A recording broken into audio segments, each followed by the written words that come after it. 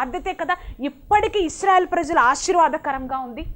అందుకేనండి దేవుడు చెప్తున్నారు, నీ కుటుంబం, నీ ప్రజలు, నీ ఇంటి వారు, నీ పిల్లలు ఆశీర్వదింపబడాలంటే నువ్వు కూడా బాధ్యత తీసుకోవాలి.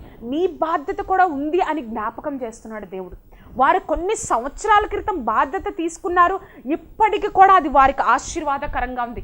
ఆ యొక్క 2 రోజులు ఎవరైతే పేదవారు ఉంటారో వారికి వారు సహాయం చేస్తారండి.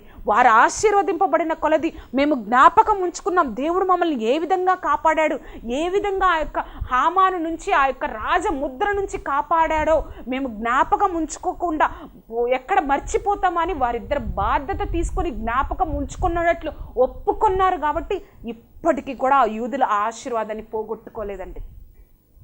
దేవుడు మరలా ఒకసారి చెప్తున్నారు, మనము ఆశీర్వదింపబడాలి అంటే, మన కుటుంబం ఆశీర్వదింపబడాలంటే నా బాధ్యత కూడా ఉంది.